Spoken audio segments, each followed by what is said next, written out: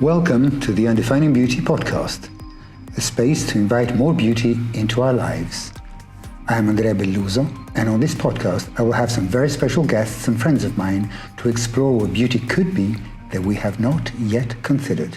So hi, everybody, and welcome to this episode of the Undefining Beauty podcast, together with my dear friend and wonderful being and facilitator of access consciousness, and she'll tell us a little bit more about herself, Susanna Mittermaier. Welcome, Susanna. Hello. Thank you for having me.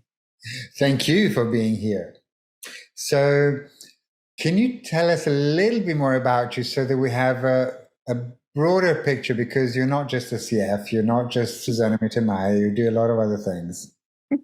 Yes, always have. Like most of us seekers, we're like, okay, who am I? Or then later becomes, who would I like to be today? And what else can I add to my life? And that's the same for me. It's like always been different, always looking for what I really would like to do in this world, and had a hard time finding what I'd like to do, because there's so many things that are fun for me, so many things that are exciting me. And then in this world, you always hear, so what's your job, or what would you like to do when you grow up? And as most of us seekers have no clue, because there's so many things that are fun for us. So I tried very many things. I studied philosophy, linguistics, studied to become a teacher. And I finally asked myself, so what would I like if I, really look at what makes me happy? And I wrote down some aspects, and some of them were, I'd just like to be happy. I'd like to enjoy my life. I'd like to work with people. I'd like to show people what they can choose, that life can be easy, that life can be joyful, and that it's not about hopping from one problem to the other, but that life can be You wonderful. mean like the most of people on the planet? Right. Yeah. Life can be about possibilities, right? And so I had no idea what that job was. And then I looked, because, my filter for my family was looking at academic studies. And so I looked at what comes closest to that. And the closest I could find at that time was to become a psychologist. And when I studied that, I realized, wow, that is not what I thought it would be. But I finished it, and I started to work in child oncology and later in psychiatry. And I realized, wow, I want to do things different. I want to, show people the beauty of them, not I am a depressed person, I am an anxious person, I am, this and this thing that other people see in me, but I want to see me. And that's how I started to work with my, therapy and neuropsychological testing and everything as a psychologist in a different way. And I started to create a new paradigm called Pragmatic Psychology, which is now out in the world with a couple of books and, tours of classes and, speeches, and other people also learning how to use that in their practice and working with that. So this is where things are now, and what else is possible. Yes, really. And this thing of Pragmatic Psychology, which is a best-selling book, by the way, and if you haven't read it, you should definitely go and buy it, because it's amazing. It's really psychology from a totally different perspective. Mm-hmm. And it's really, for me, when I read it, was really this thing of seeing the beauty in everything. Because I've had a little bit of an approach with psychiatrists and psychologists in my life during the so-called dark periods that I realized were not dark at all, after all. They were just changes. That's all they were. And your book gave me so many insights, and especially with this topic of undefining beauty. And for me, you're kind of a magician in actually extrapolating the beauty out of people when they tend to go into problems. Mm-hmm. So you've touched a little bit on that. And would you like to say a little bit more? Because I'm sure that this could actually speak to so many people out there watching this. It's like so many people have this point of view that something about them is ugly. And, of course, also people think that about their bodies, but I'm talking about not only their bodies, but something where they think, oh my God, I'm so ugly. I have to hide this from the world. I have to make sure nobody will ever see this. And then everybody has their own, favorite coping strategy on how to hide whatever they think they need to hide. And people are very creative with that, as we all are. And, some of them, drink or take drugs. Other people, hurt themselves. Other people just cave themselves in. Judgment is a very, famous tool to use. And shutting oneself down also, so people cannot see you, and people do this in all kinds of ways. And it's oftentimes that thing, like you touched on the darkness, the thing that people call ugly about themselves. Holy moly, it's always exactly the opposite. Yeah. It's, when you start to go, okay, you know what, how much energy does it take me to hide? How much energy does it take me to judge that and shove it away from the world, including myself? What does it cost me? Because it costs us a lot in energy, in being us, in our creativity. I mean, you cannot really be creative. You cannot find what's true for you or find what's fun for you to do in life, find your profession, your job, whatever is fun for you to create in the world. It's really hard to find that when there's a part of you that you try to hide from the world and yourself. Because in that, there's oftentimes so much beauty and so much creativity that if you come to that point and go, you know what, I'm done hiding, I'm done, shoving that away. I want to see that, even if I think it kills me, even if I think it's gonna, drive me crazy. But when you come to that point, which thank God so many people start doing more and more, they see, like, they start seeing what actually is there that they've called ugly. And it's again, it's the total opposite. And it's so wonderful. So my encouragement to all of you guys listening, it's like, whatever you think is ugly about you, maybe take a moment. You're not the only one. We've all been there, because this world is it's not a very friendly place. It's not an encouraging place we live in that goes, oh my God, thank you for being different. Let's be more of that. Let me contribute. It's oftentimes like, let's all be the same and let's all be a certain way. So it's not of one, like, it's not weird that is so true for so many people, the thing where they try to hide their ugliness or what they think is ugly.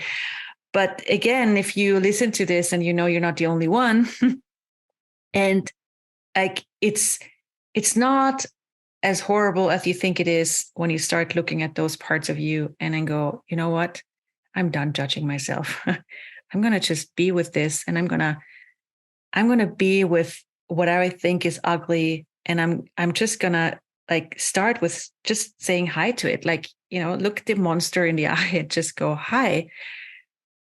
And the more it yells at you, just stay there, be there. And at some point you might realize, wow, it's a cute little thing. Yeah. It's not horrible. And then you start to go, okay, wait, what is actually behind all of this? And I've just recently done a program that was called What Power Is There Behind Pain? And not just like physical pain, but also like all kinds of psychological pain, frustration and anger and anxiety and depression. And people were realizing, wow, there's like so much of my power that I've been hiding behind all that stuff. And like and I'm going to say every shit becomes a fertilizer for greater possibilities. Just like in any farmer knows that, like, they throw like poo on the fields to make everything grow more. And that's like seeing the beauty in everything, like everything that seems like a poo in your life. If you don't shy away from it, if you don't avoid it, if you don't try to get rid of it, it can actually contribute to you finding out what wonderfulness you are. And so like, the invitation here is stop avoiding, stop trying to get rid of what's not comfortable as though that's a strategy to use. Just like allow it to be there and ask to see the beauty in it, ask to see the wonderfulness in it, and it will be shown to you. Wow, that is amazing. And it speaks so much, so loudly to me as well, because I just actually came out of one of those dark holes no more than 10 days ago. Oh. And yeah, absolutely. And it's a dark hole that had been lasting for a couple of years already. And I realized how I was detaching myself more and more from those people that I consider my friends. I wouldn't even call them. I wouldn't even talk to them because I was hiding. And I didn't even realize until not that long ago that I was actually hiding from myself because of this judgment that you've been talking about. And I was closing myself more and more and more and more, and not understanding, going in reaction, not understanding why people didn't want to talk to me when it was actually me pulling away. Yeah. Wow. Yeah. So, you know, and when it dawned on me and I went like, okay, hold on a second. Is this actually fun for me? What if I didn't have to care about anybody else's point of view? And not even, especially not my own point of view of judging myself, because I was going down that spiral of catching myself, judging myself, and then, you know, biting my own tail, basically. And when I had enough, I just went like, well, okay, so if nobody existed my whole life, and I was just born right now with no past, no future, no nothing, right now, this very moment, what would I choose? And that's when I started relaxing. And with that relaxation, I realized that life turned back into the magic that I've always known, that is undefinable because it keeps changing and the possibilities show up. And, you know, like having this conversation with you, for instance, and my creations with my commercial photography that had been flat lined for a couple of years. And all of a sudden, you know, today, just before jumping on this call, I got the news that I'm shooting for Vogue again. You know, my first client when I was 19, and I'm shooting for them again. So could you maybe give a couple of more tips? You've already given a lot of tips and they're absolutely amazing. But are there any more tips that you could share with pragmatic psychology, with your way of looking at things, that are for people that find themselves in these dark holes to actually make that move? Because I found it and it was like, okay, enough. But it's not everybody that can actually choose that way. So do you have any tips for them? Absolutely. So what you can start with is allowance for the darkness.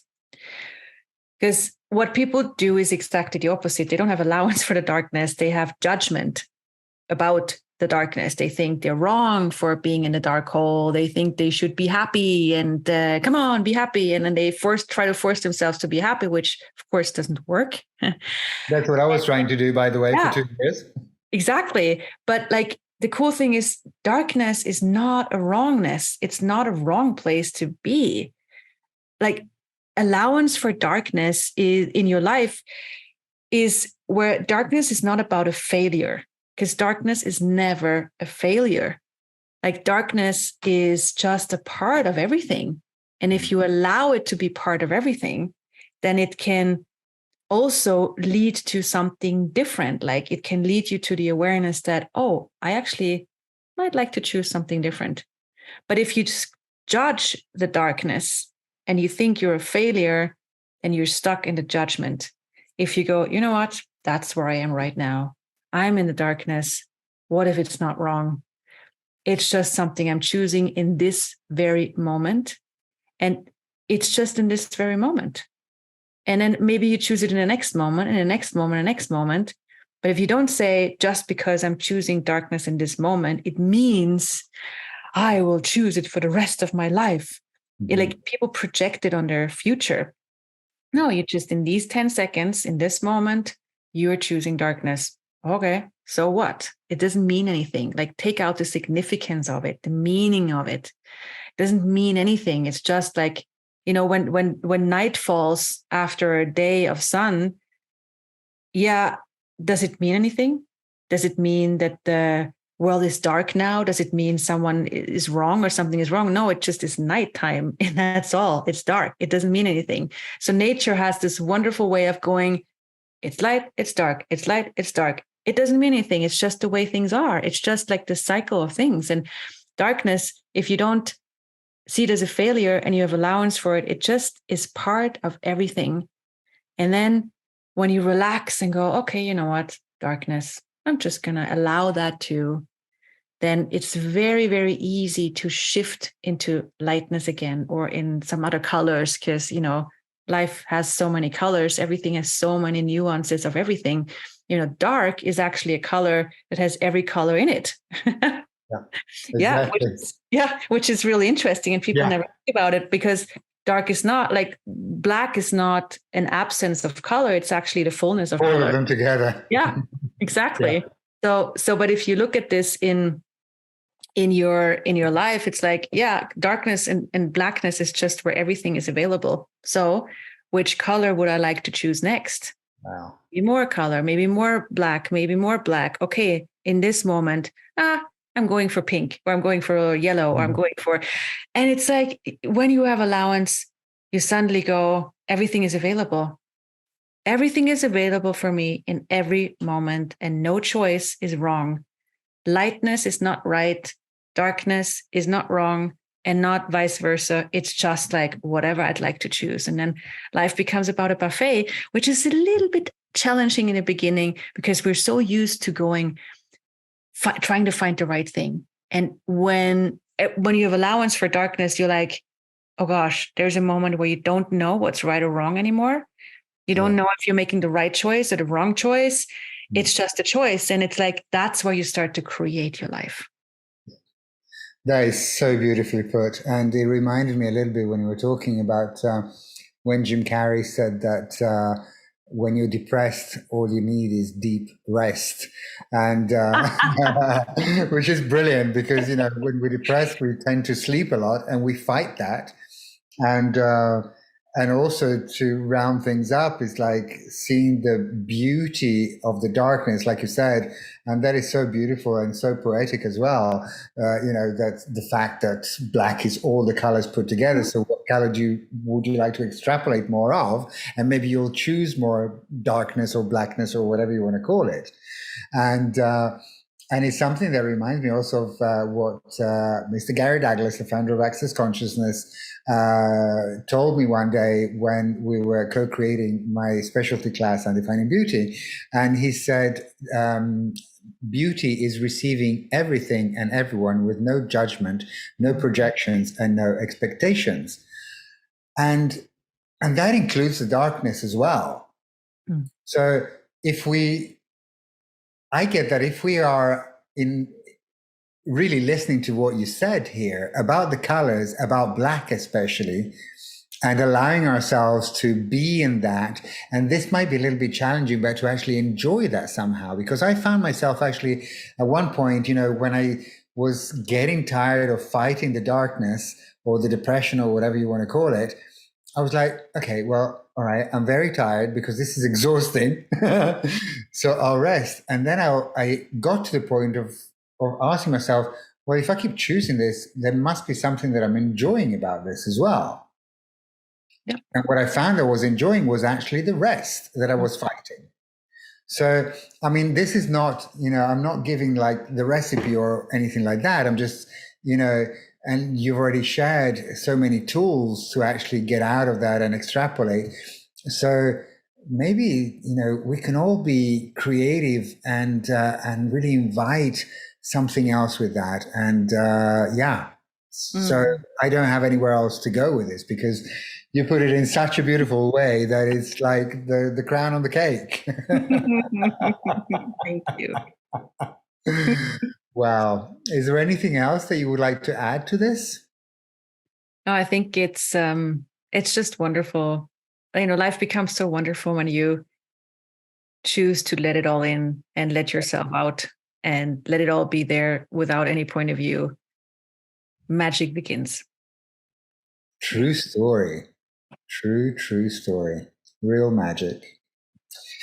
Thank you so much, Susanna Mittermaier, best-selling author of Pragmatic Psychology, an absolutely wonderful friend and being.